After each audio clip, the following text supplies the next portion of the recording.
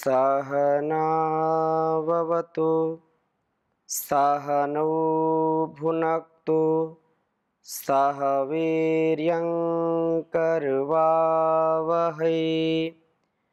तेजस्विनावधीतमस्तु मा विद्विषावहै। ओम शांति शांति शांति।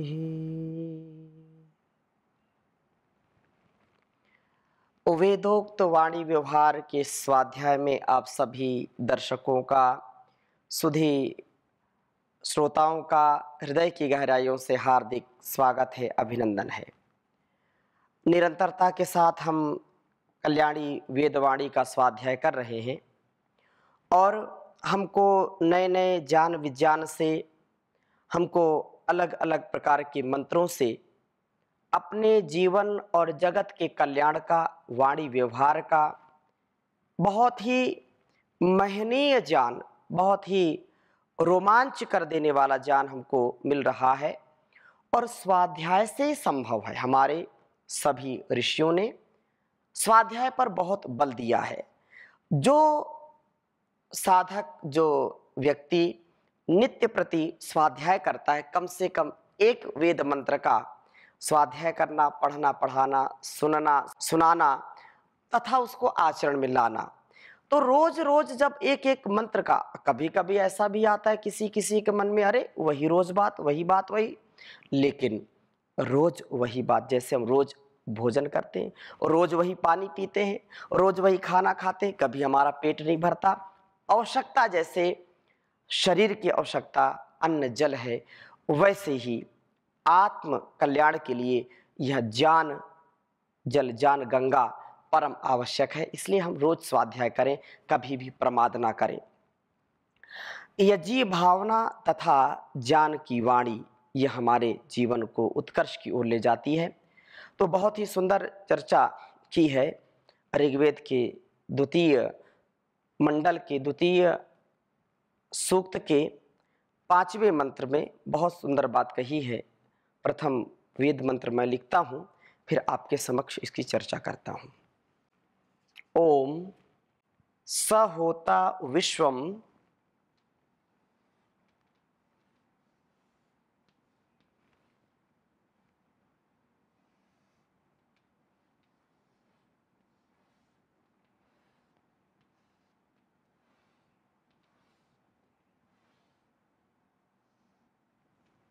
स होता विश्वम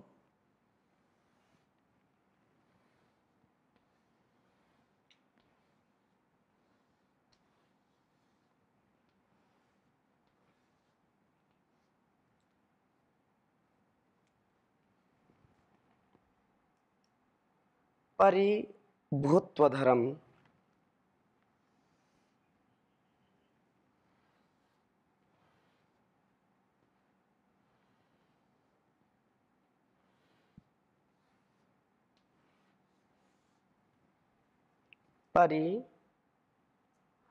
परिभूत्वमध्वरम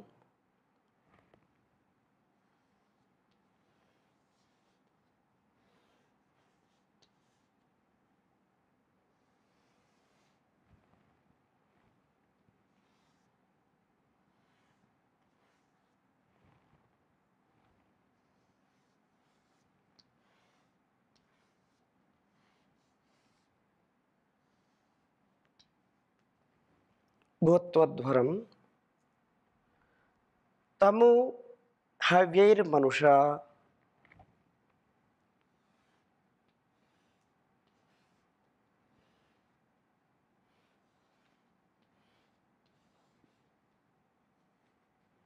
तमु हव्यैर्मनुषा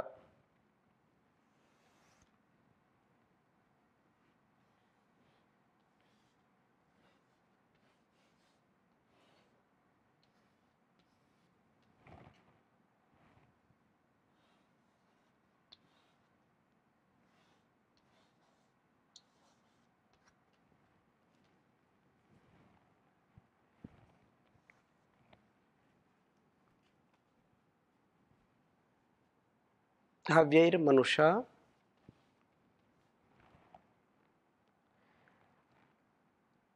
अरिंजते गिरा।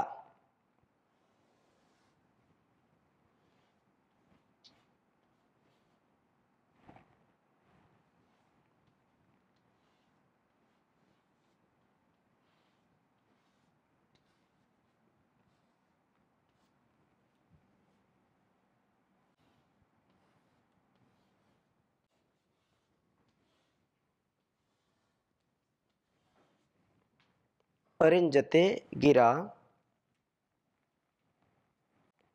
हिरी शिप्रो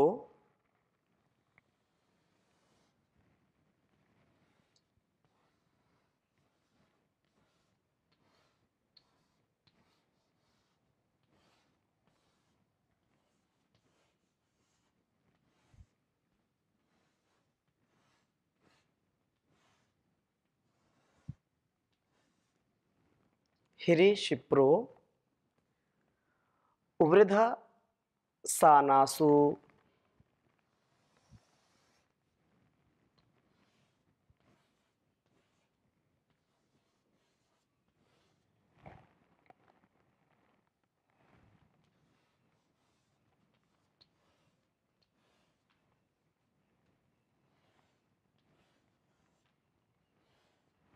वृद्ध सानासु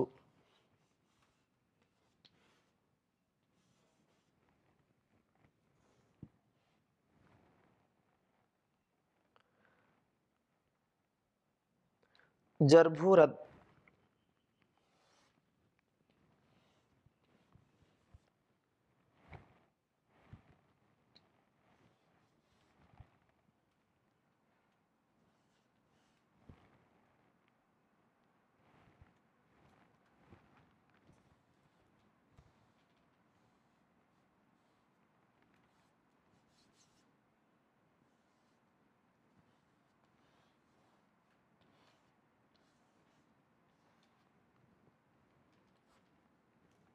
जर्भुरद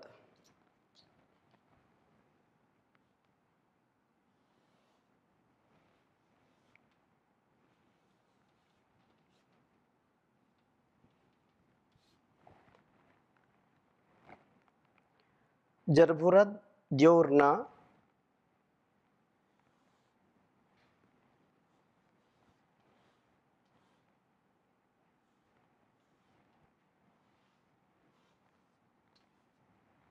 द्योर्ना स्त्रिभिस् चित्त यद्रोदसी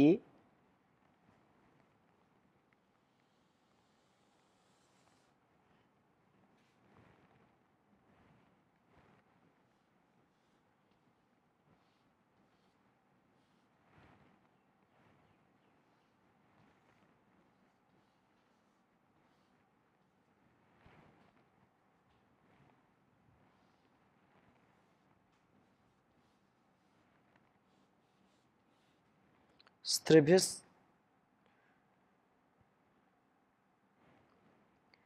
चित्तस्त्रोदसी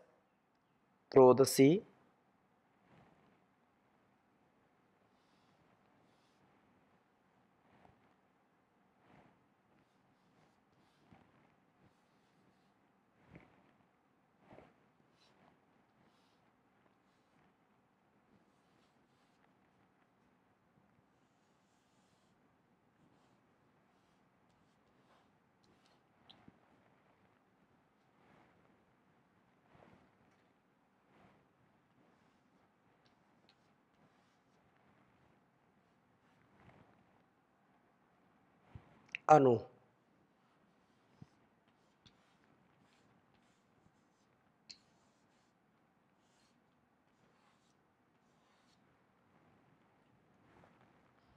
ऋग्वेद के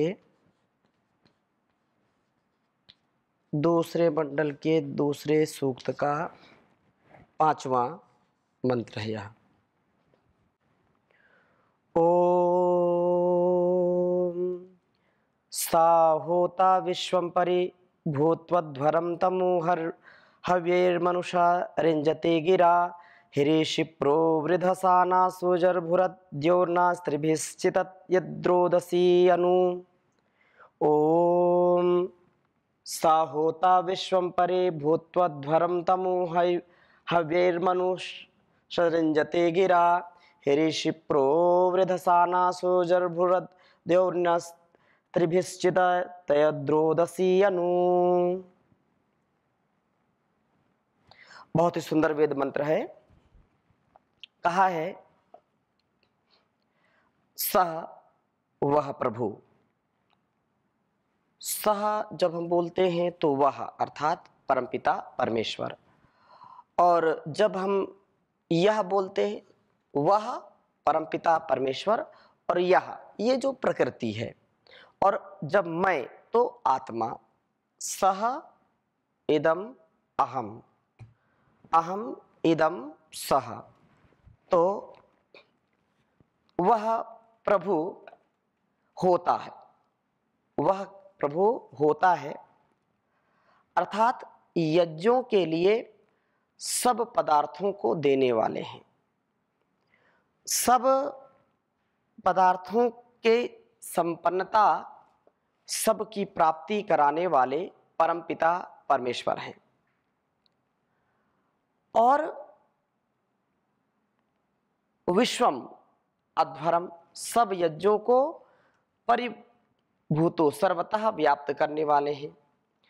तम उस प्रभु को ही मनुष्य अर्थात विचारशील पुरुष हव्ययी है, सब हव्य पदार्थों से दान पूर्वक अदन से हो दान दानयो हो तथा गिरा जान की वाणियों से रिंजते प्रसादित करते हैं।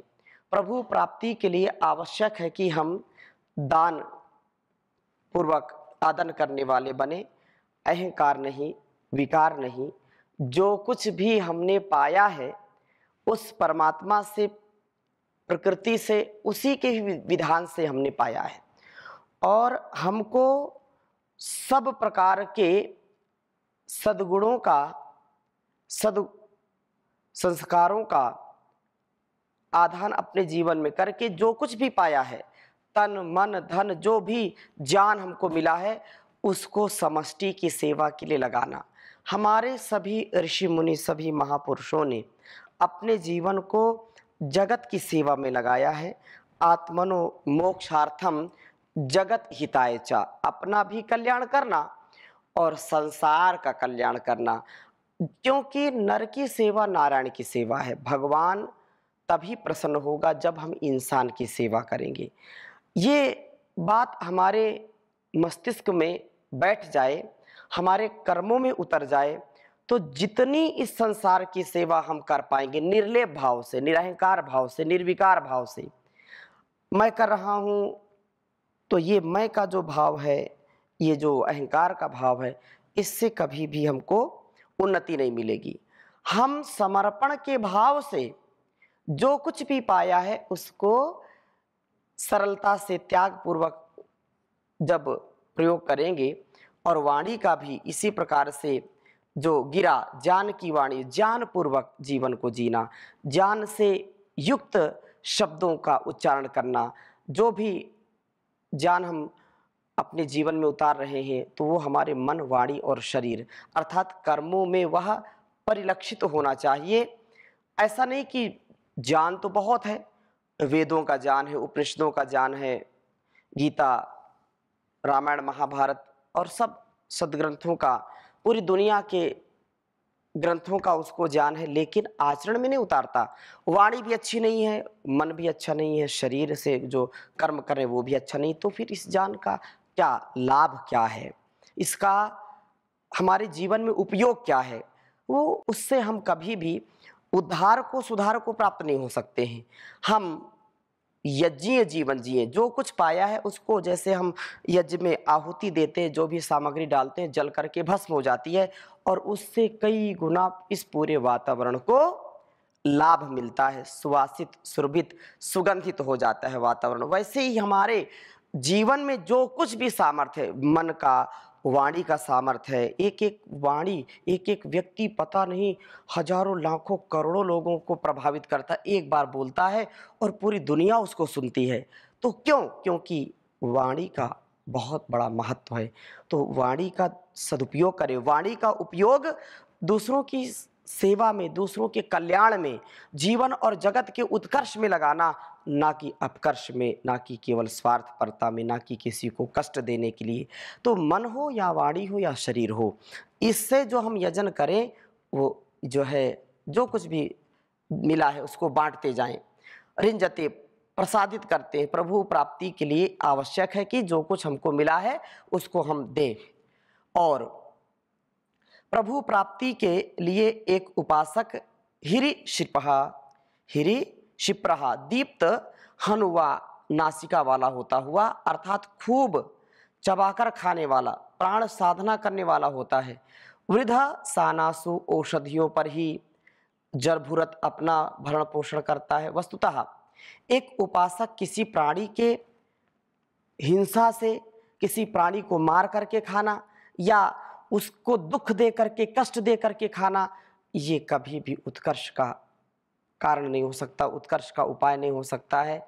इसका विचार भी उसके मन में कभी नहीं आता है जो दूसरों की हिंसा करके जो है खाने वाला होता है या पेट भरने वाला होता है।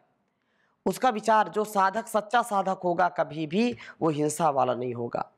एक उपासक जो स्वयं आत्म प्रेरणा से अभिसिंचित होकर के प्रभु की भक्ति करता हुआ जीवन को जीता है और वो अहिंसित जीवन जीता है, हिंसा नहीं करता, अहिंसा का पालन करता है ना। जिस प्रकार द्युलोक त्रिभी तारों से सारे लोक को प्रकाश युक्त करता है, उसी प्रकार से वे प्रभु रोदसी द्यावा पृथ्वी को अनुचितयत अपने प्रकाश से संपूर्ण करते हैं, सारे ब्रह्मांड को चेतना से युक्त करते हैं।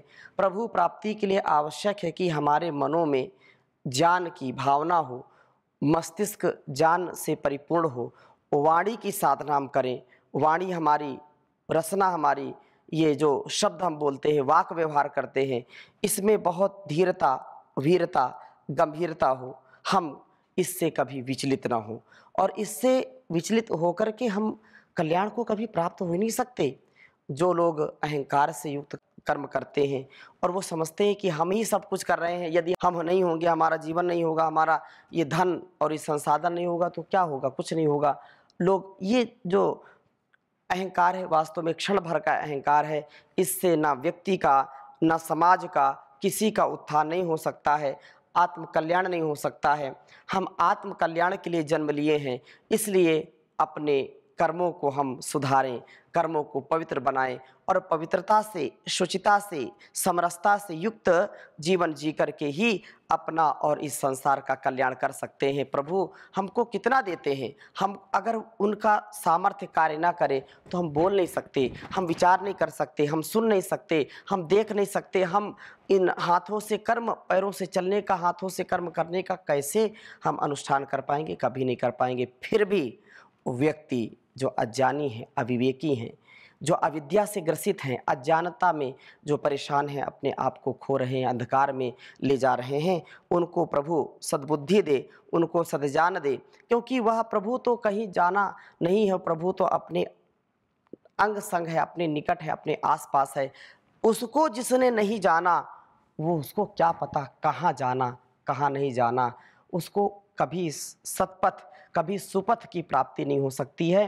क्योंकि अग्ने नय सुपथाराय अस्मान विश्वानि देव युनानि। हम प्रार्थना करते हैं कि प्रभु हमको जो कल्याण का मार्ग है, जो ज्ञान का मार्ग है, जो उपासना का मार्ग है, जो धर्म का मार्ग है, उधर ले चले। लेकिन हम अपने अहंकार, अपनी संकीर्णता, अपने गलत स्वभाव के कारण गलत वाणी बोल देते हैं और फिर पश्चाताप होता है, कष्ट होता है। हम उसी में फिर बार बार गिरते रहते हैं, उठते रहते हैं और जीवन को एक लक्ष्य तक पहुंचाने में असमर्थ हो जाते हैं।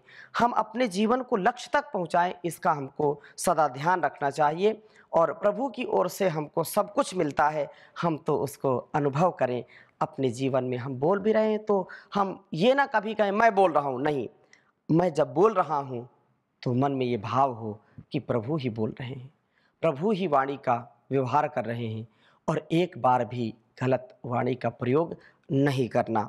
बहुत सुंदर बात कही है। मैं सदा पास रहता हूँ तेरे मैं अरे, तू अगर देख पाए तो मैं क्या करूं। मैं सदा पास रहता हूँ तेरे अरे, तू नहीं देख पाए तो मैं क्या करूं। मूढ़ मृग तुल्य चारों दिशाओं में तू अगर ढूंढने जाए तो मैं क्या करूं। तू सदा कोसता दोष देता मुझे, मुझको यहाँ ना दिया, मुझको वहाँ ना दिया।